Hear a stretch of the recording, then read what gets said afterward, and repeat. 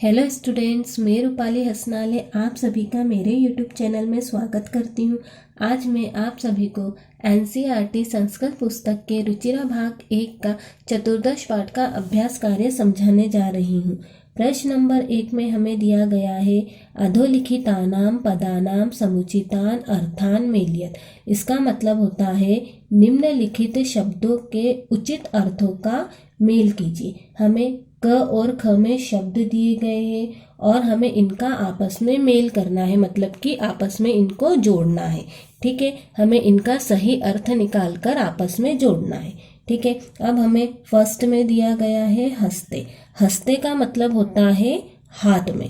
ठीक है, तो इसका सही अर्थ क्या होगा? इसमें से देखो, इसका सही अर्थ होगा करे। ठीक है, क्योंकि करे का मतलब भी होता है हाथ में। ठीक है, आया समझ में? नेक्स्ट सेकंड में हमें दिया गया है सद्यः। सद्यः का मतलब होता है तुरंत। ठीक है, तो इसका सही अर्थ क्या होगा? इसका सही अर्थ होगा शीघ्रम। ठीक है, क्योंकि शीघ्रम का मतलब भी होता है तुरंत। नेक्स्ट थर्ड में हमें दिया गया है सहसा।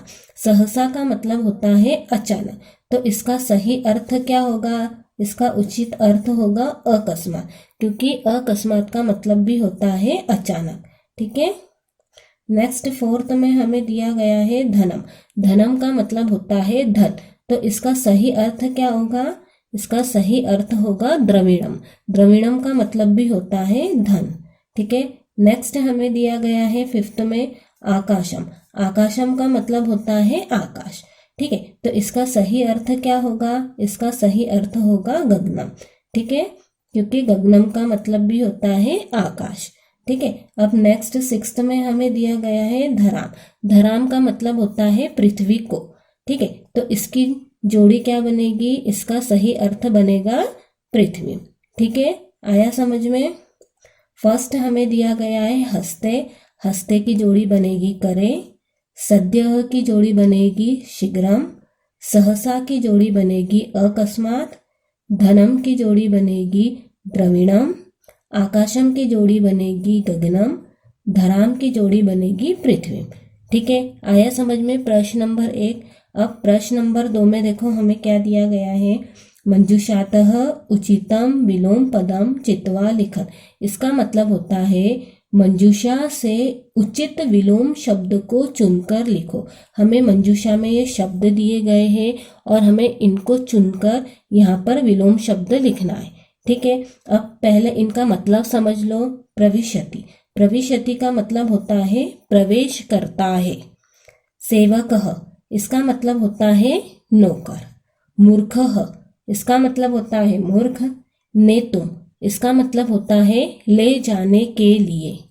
निश्चयः, इसका मतलब होता है नीचा।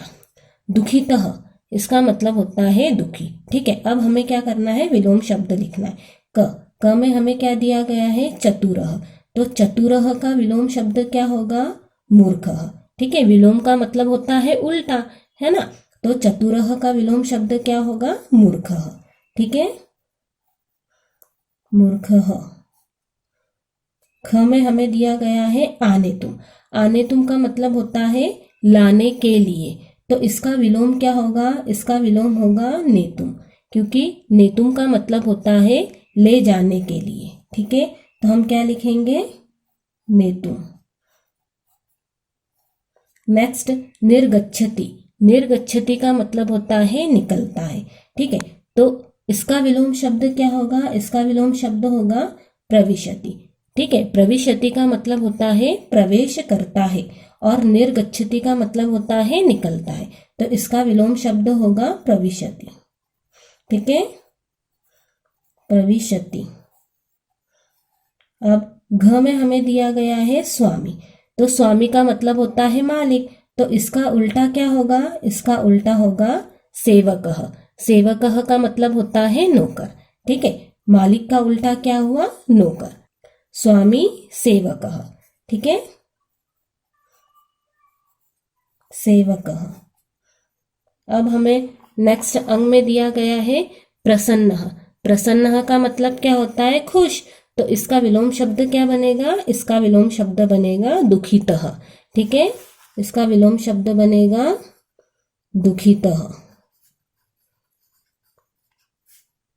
अब लास्ट हमें दिया गया है उच्चे है, ठीक है, इसका मतलब होता है ऊंचा, तो या फिर जोर से, ठीक है, तो इसका विलोम शब्द क्या बनेगा, नीचे है, मतलब कि नीचा, ठीक है।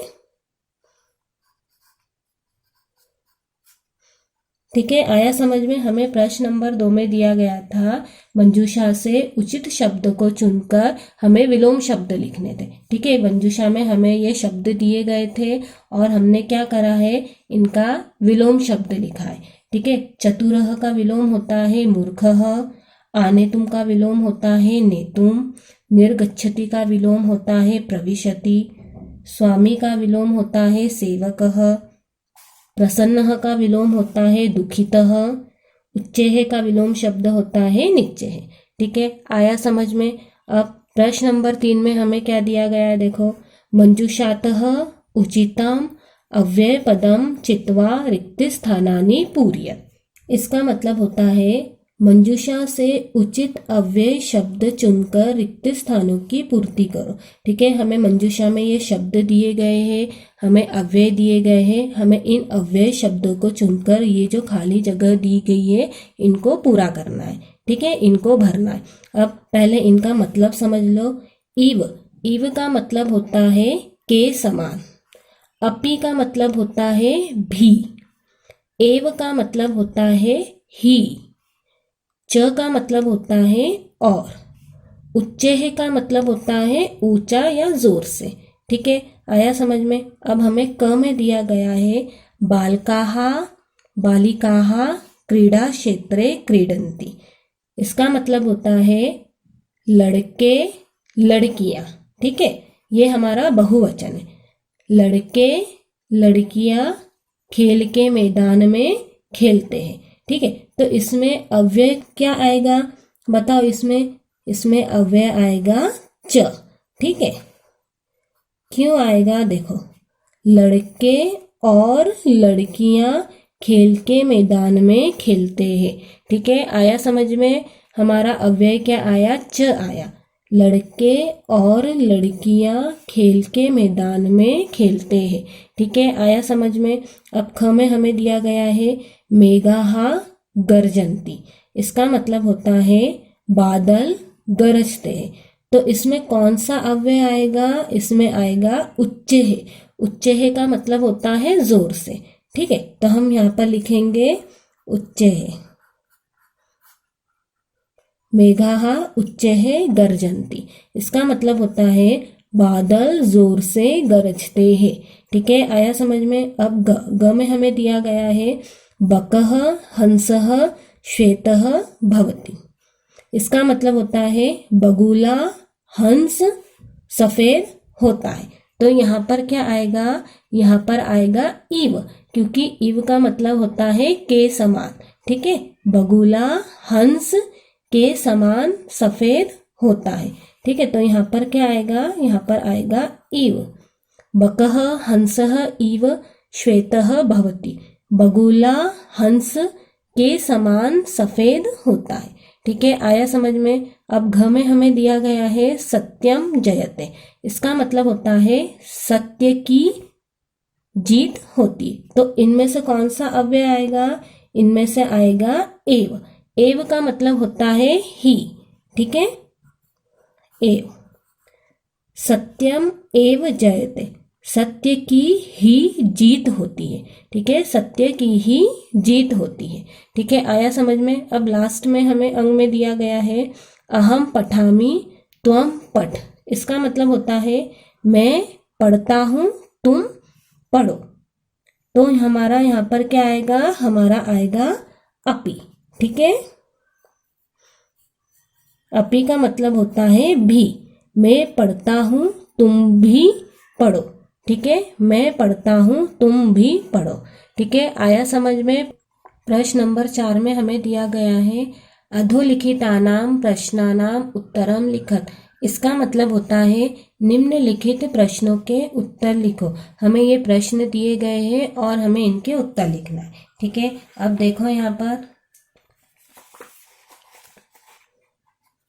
क में हमें दिया गया है अजिजः गृहं गन्तुं किम वांछति। इसका मतलब होता है अजीज घर को जाने के लिए क्या चाहता है।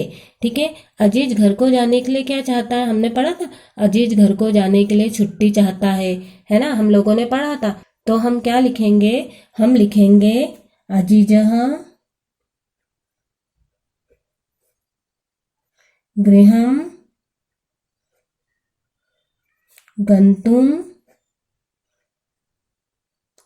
किम। किम की जगह हम लिखेंगे अवकाशम, अवकाशम वांछति।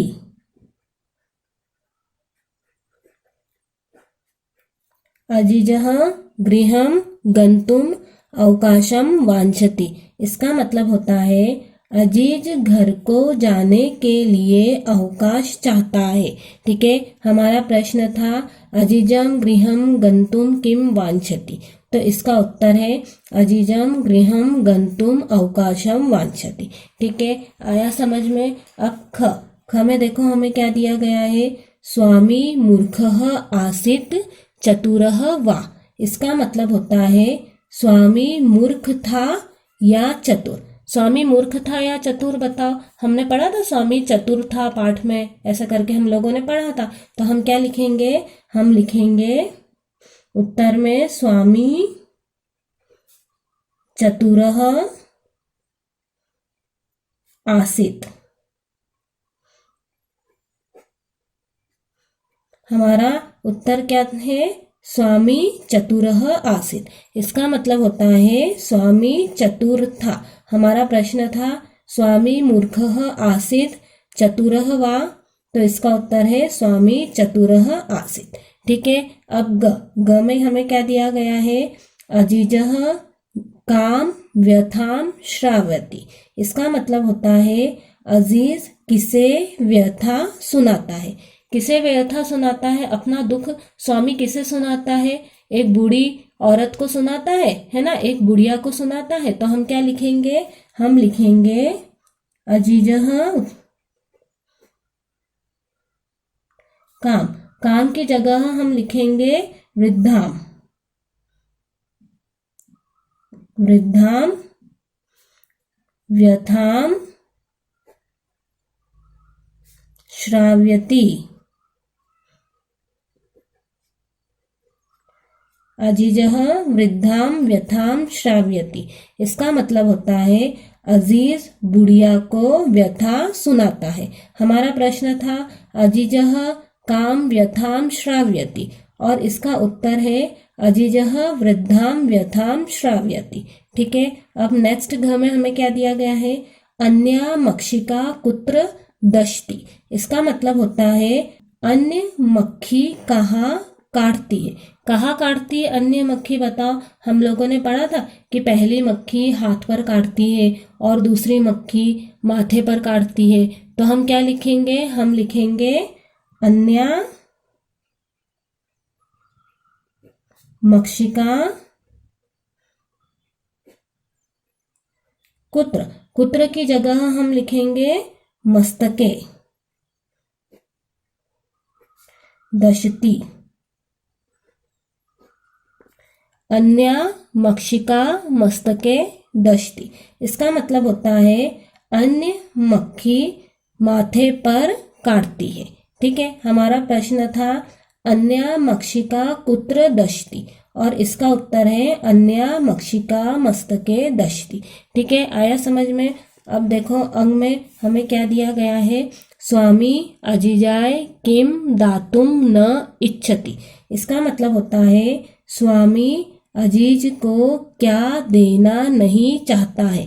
क्या देना नहीं चाहता है स्वामी अजीज को, हमने पढ़ा था स्वामी अजीज को धन देना नहीं चाहता है ना। तो हम क्या लिखेंगे उत्तर में, हम उत्तर में लिखेंगे स्वामी अजीजाय किम। किम की जगह हम लिखेंगे धनम, धनम दातुम न इच्छति। स्वामी अजीजाय धनम दातुम न इच्छति। इसका मतलब होता है स्वामी अजीज को धन देना नहीं चाहता है। ठीक है, हमारा प्रश्न था स्वामी अजीजाय किम दातुम न इच्छति, और इसका उत्तर है स्वामी अजीजाय धनम दातुम न इच्छति। ठीक है, आया समझ में। प्रश्न नंबर 4 में हमें क्या दिया गया था? प्रश्न नंबर 4 में हमें दिया गया था निम्नलिखित प्रश्नों के उत्तर लिखो। हमें ये 5 प्रश्न दिए गए थे और हमें इनके उत्तर लिखने थे। ठीक है, अब मैं बचे हुए प्रश्न को, मतलब कि प्रश्न नंबर 5 और प्रश्न नंबर 6 मेरे अगले वीडियो में बताऊंगी। ठीक है, थैंक यू।